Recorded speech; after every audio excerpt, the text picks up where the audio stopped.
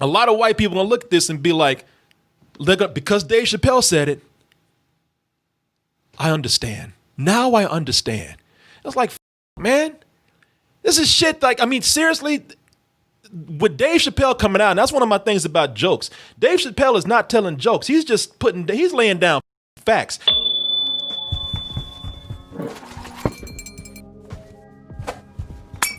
So, folks, y'all might have heard the good word that Dave Chappelle has a new special out there. Now, if you notice, no one's saying Dave Chappelle's new comedy special because there ain't no goddamn comedy in it. It's really Dave Chappelle going on stage and pretty much venting for 30 minutes. You know, I mean, if you want to see a comedian at their realest, this is what you get with Dave Chappelle right now. There's some jokes like this is a 30-minute special. There's a joke like maybe every 8 minutes. But other than that, I would say this is not even like a lecture. This is like if Dave Chappelle's your daddy and sitting down and scolding your ass for like 30 minutes. Some people are like, damn, I'm coming in here to actually get some laughs. I thought Dave Chappelle was going to make me feel good. Nah. Well, I mean, you probably will feel good if you're black, but if you're white going into this, that's Dave Chappelle's whooping that ass. Dave Chappelle, that's like you up at school and Dave Chappelle is sitting down. Sit down, boy. The you doing? What you mean you didn't know about racism? What you mean? What you mean didn't know about? It's been out here this whole time. You didn't know about police brutality? Dave Chappelle is going off on this, man, and it's almost. And we're gonna do like a quick review of this because people, it's not even 30 minutes. It's like 20. What is it, like 27 minutes? 27, yeah. It's like 27 minutes, man. And it almost hurts because you expect Dave Chappelle to be hilarious when he's up there. It almost brings tears to your eyes to see that shit is so bad that Dave Chappelle gets on stage and can't even be funny. He's sad. Dave Chappelle is hurt. He's angry. It almost makes you feel bad seeing him not being able to make jokes because he is so troubled and disturbed by what's going on. It really is like a town hall meeting. White people get off easy in this. The white people who at the end of it, they're like, oh shit, I thought he was about to beat the shit out of me. Black people are the one he really goes off on in this. Ooh, he got some choice words for some of the Negroes out there. You would expect that going into a Dave Chappelle special and not seeing any comedy and seeing him being so troubled. You feel bad for him. Of course, you want to get behind the words that he's saying because a lot of this is about, of course, George Floyd and Black Lives Matter and the movement that the George Floyd's murder, I ain't gonna say death, murder has inspired. They say this is one of the times in a long time that we're probably actually going to be seeing some change. He's mostly talking about that. And so a lot of people are wondering, a Dave Chappelle special with no comedy. I mean, I'm sure his intentions are good, but seriously, how is that? Let's be honest. Because another thing you got to realize with this is that he's very off the cuff. A lot of this is not scripted at all. I would say probably 90% of this is not scripted. I mean, how do you feel about what I'm saying right now? Yeah, to me, it felt like a very honest reaction. Much like you, I found it like him reckoning with the fact that, like, oh yeah, this is something that we've seen and nothing has ever changed. And the only reason that something's changed is because we're in the midst of this extraordinary moment where, like, no one's able to work, right? We're able to actually participate in protesting and democracy and stuff like that. So when watching it, it's like, yeah, he seems like he's in a lot of pain. And yeah, there's a joke every 6 or 7 minutes, but it's not like a classic Dave Chappelle joke. It's it's a moment to let you breathe for a second, because otherwise it's pretty unrelenting. Yeah. I really liked it, man. And I do want to say something before we get to that. I thought it was interesting that you said white people were mostly let off the hook here, because he even comes at it with a little bit of compassion for police in a weird way. Like, obviously he's not saying like, hey, like, oh, police are great. But he told that story of the Chris Dorner, the LAPD officer who did try to report his partner for being excessive, and how he was fired and put on administrative leave and all that stuff. And, long story short, he gets fired, and then he ends up killing cops in Los Angeles. And when they find him, 400 cops show up. Not a lie, 400 cops.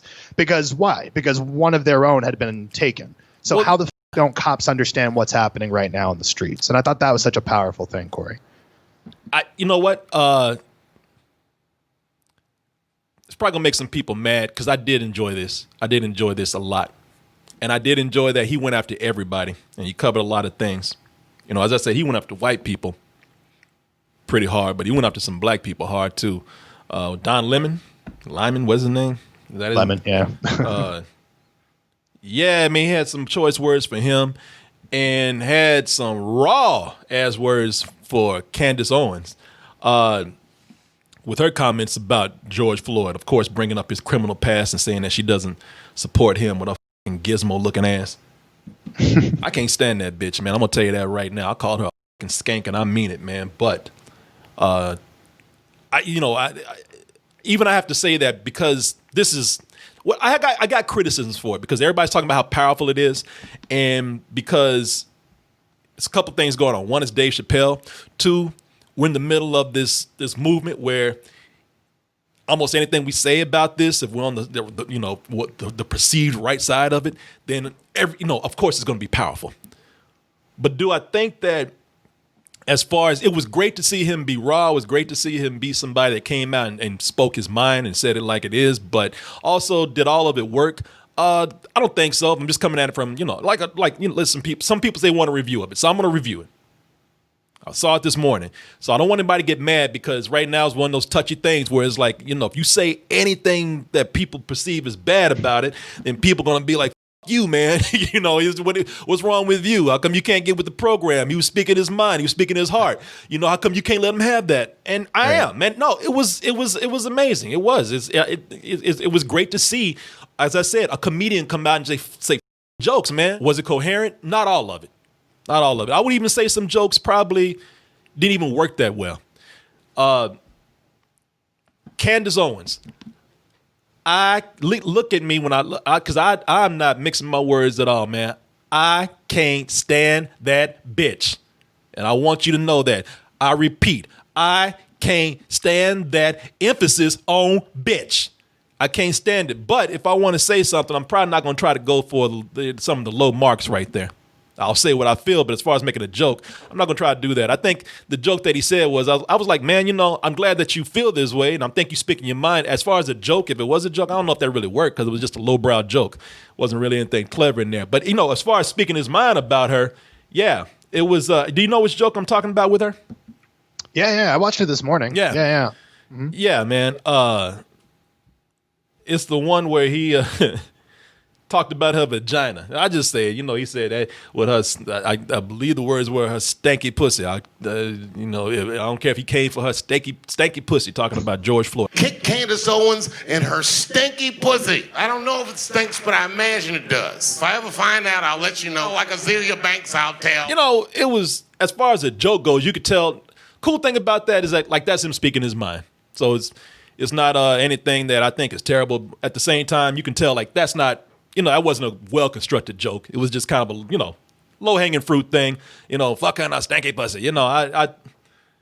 Yeah, but if I may, I would say, again, that, none of this was jokes. And I think that's just a very conscious, in the moment kind of riff to bring some levity, because he had been screaming kind of for 4 or 5 minutes at that point. Yeah. Because when I watch it, I agree with you. I don't think it's the most important work he's ever done. But what it signified to me, man, because I'm a big fan of comedy, it's like, it reminded me of when Carlin made that turn from being like, I'm going to be wacky George Carlin who makes sounds to like, I'm going to be a person who doesn't even necessarily need to come up and tell jokes, right? I'm being more of a professor. I'm being more of a prophet. I'm talking about society at large. And I thought he's always been great at that. And he's always been so funny at it. But this was the first time that he seemed to drop the pretense of comedy in order to just be honest about something. I thought the Azalea Banks part was kind of funny. But again, I say this because I'm not saying it's terrible.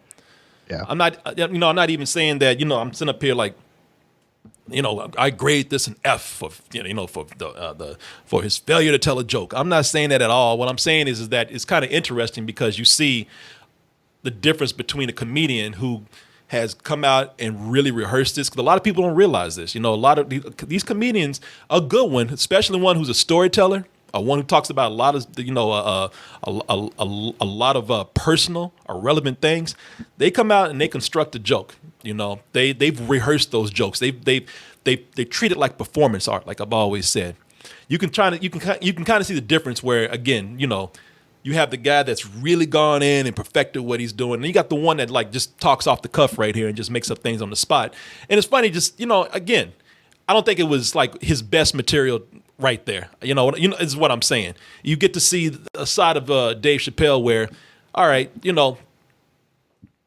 it can even be cool that is something that is raw Dave Chappelle, something that was not rehearsed, something that he's just made up on the spot. It's kind of cool to see that. As far as the Dave Chappelle that I know that comes out and really has his shit on point, not one of the best constructed jokes, but again, something that he didn't rehearse. He's just speaking his mind.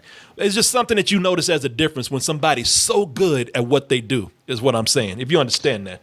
Well, I think he came out and he even said, I would never ordinarily show you guys something so unrefined. I think that you brought up a really interesting point, is that Dave always has the appearance of being laid back. He always has the appearance that it's improv jazz, but it's calculated, man. It's so planned to the T. That's what I thought was interesting. You could actually see his notebook in his hand during this special. And just to bring Carlin up again, that's how Carlin would do everything. We'd write it down on pages, memorize it, and then throughout he'd tour it and then have it memorized by the time the big special happened. So you can clearly see him doing the same thing. I wouldn't be surprised if some of this material shows up later on in a more well thought out and a better executed kind of way. Don't think I'm sitting up here like criticizing him completely for that. I'm not trying to be the bad guy here, but it's rough, but it's still very interesting to see.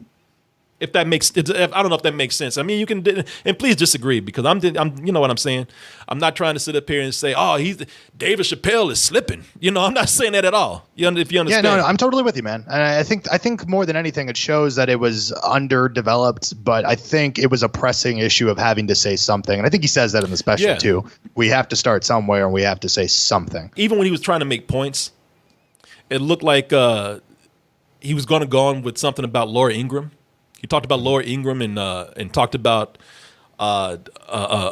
what's his name? God, shut up and dribble is the comment that he was making.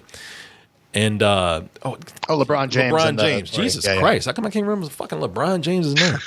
Laura Ingraham goes after a lot of black athletes. It's not she your does. fault. I mean, fuck this bitch too, man. She because her big. He talked about her and brought her up, and then he went and talked about LeBron James is a good guy.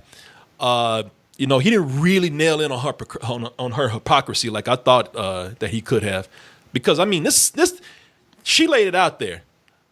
This bitch pretty much says, I don't like black people. LeBron James says something, and LeBron James brought it up. Oh, you tell me to go shut up and dribble when I do something. Drew Brees says something. Oh, he can speak his mind. Is he not a person? And I wish he had gone in way more on her hypocrisy, man. He brought her up and kind of left it behind. Well, I think he recorded it the day before those Drew Brees comments, because I'm sure he saw that and was like, if I waited one day, you know what I mean? He would have been able to include that, but I don't think those comments have been out there yet. Maybe he did record it before then. And it's just some person with me, because I can't stand this fucking chick, man. I can't stand her. She comes out, she just pretty much, and this, she wears that cross. I can tell you too, she's probably a fake ass Christian, but she's a hypocrite, man. Probably on the religious and the race front. And I thought, yes, go in on this bitch, man. She puts her hypocrisy out there to be picked apart. And it kind of got brought up and then left behind. But, again, depending on when he recorded it, I can see that. But yeah, man, I felt that was kind of a ramble with her a little bit and kind of dropped. But well, have you ever, a lot of it kind of reads like, because I've been in situations where you're so angry that you're trying to articulate yourself and your mind is like, no, jump to this, connect this dot. You know what I'm saying? Like I've been in that situation. I've been upset and then try to explain how I feel about something. And I'm coming off like a fucking madman because I'm not able to actually articulate it. And that's sort of what the Laura Ingraham stuff felt like. Like he felt like he wanted to pick two targets. And instead of picking one, he kind of half-assed both of them. You know, I think he made a point that also makes a point about himself. And again, this is not me going after Dave Chappelle at all. I'm glad he did this. I think it's also sad. Something is very sad about this. And it's in relation to the joke that he made about, or the conversation he made about Don Lemon, whatever. He talked about how he was talking about where are these celebrities? And people, we're going to talk about something in a little while where we don't need these celebrities to be out here saying shit unless they are fully aware of what they're doing. But he talked about how everybody's calling out for celebrities, and he's saying, you know something, I don't really need to even be out here in these streets. Let these people have their voice right now. I thought that was very profound, to the point where I even think it comes back and sheds a point on this special right here. Does it matter about celebrity? No. This is the streets talking for themselves. They don't need me right now. The biggest thing about it is that really, again, it's not a real criticism, but it's just something I'm gonna point out. And I think it's true. And a lot of people might make a lot of people mad, but here it is. I love this, what he did, but Dave Chappelle isn't really saying anything that all of us haven't been saying at this point, even in longer formats. And it pisses me off because a lot of people are going, we've been talking about this for the longest time. We've been making videos about this shit for the longest time, saying exactly, almost to a T, what Dave Chappelle has been saying.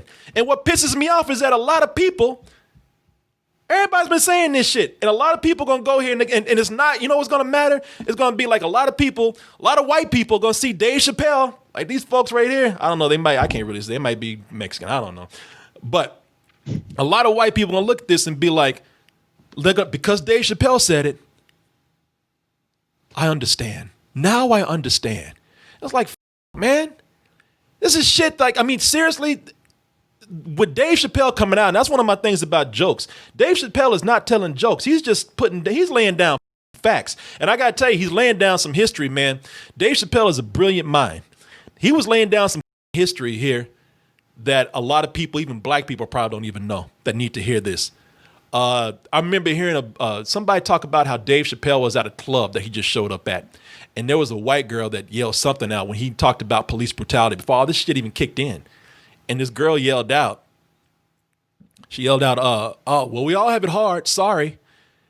And instead of Dave Chappelle just like going in on her, and she was wearing some shit where Dave Chappelle could have made fun of that all fucking night. This bitch wore privilege, man.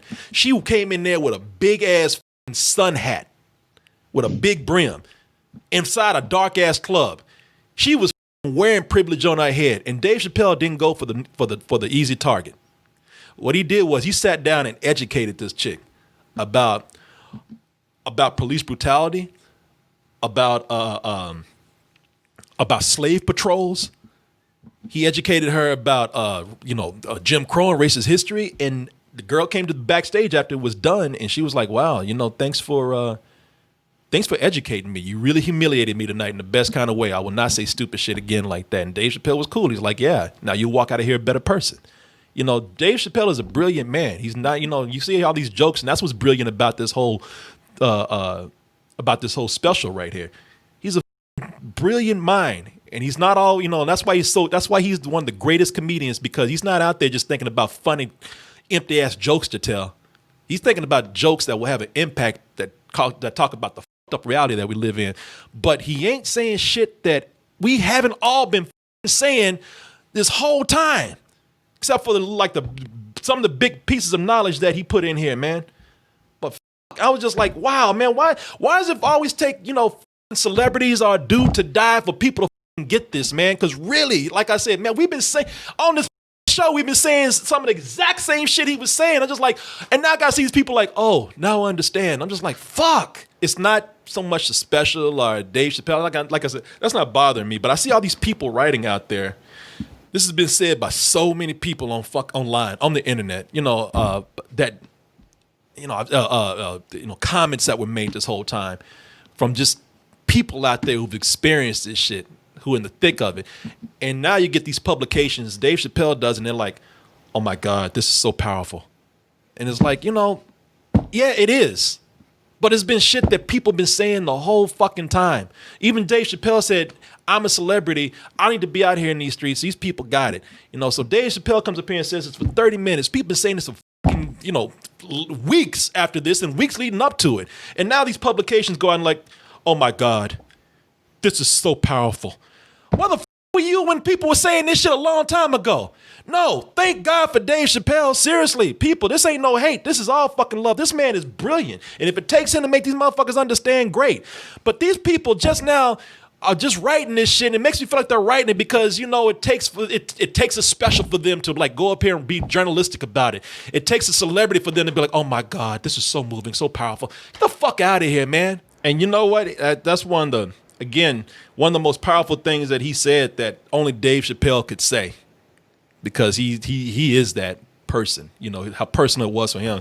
This is one of the things that moved me the most in it. He said, imagine this. He says 8 minutes, 46 seconds that knee was on George Floyd's throat. He says, I was born at 8:46. I don't know if that was AM or PM, but I was just like, wow. Imagine having that always on your mind now. Whenever you think about your birthday and think about the time you're born, you got to think about the day you were born as the day somebody was murdered. That's the personal shit in there that I thought, okay, you know what? Regardless of what I'm saying about all the other stuff that we've all said before, that part of Dave Chappelle coming out on stage and saying that part shook me, man. Well, if I can add to that, with the framing of that revelation is talking about how he survived an earthquake, and the earthquake lasted 34 seconds, but he said that he had never felt a fear like that before, right? We talk about how time is relative. So then he equates that to like, that was 34 seconds of my life. Like, put yourself in George Floyd's, 8 minutes and 46 seconds where he knew what was happening to him. You know what I'm saying? Yeah. That's where I'm like, all right, he had a point. Yeah, the rest of it's sloppy and it's unfocused, but there are these moments of truth in there that are so harrowing and really profound to me that ultimately it makes it, a worthy endeavor. I think the moments where he was given his most personal testimonies, those were extremely powerful, man. Now, you want to talk, like I said, fuck the jokes, man. And I'm telling you, yeah, the jokes were rough. Me, right? It's gonna make you mad, but I don't think the jokes were the point of this. It was a rough, as far as the comedy goes, whatever you had in there, some of that stuff will be better down the line. They were rough, but that's not really the point. Point is that he came out and he gave some of his most personal testimonies, and those were the ones that really, really had me just sitting there in silence and looking at this and just hanging on every word he was saying. Because those personal moments were, of course, because they're telling how he felt about it. Almost brought me to tears to hear him say how, in an earthquake, he thought he was going to die.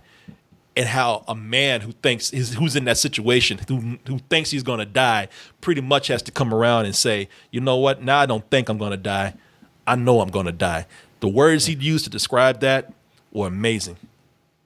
And that is where Dave Chappelle where he really came to shine in that special, because when he talks about his personal experiences, you see the storyteller that comes out of him, which makes him the great comedian that he is. You see the eloquent person. Because he always talking about, dropping N-words and bitches and whatnot in there. And cool, I do too. But you really see that there's an eloquent, thoughtful man behind all of that. And it's really refreshing to see that from a comedian every now and then. Somebody we never take that seriously because they're always making jokes, even when they're saying the most important and profound things.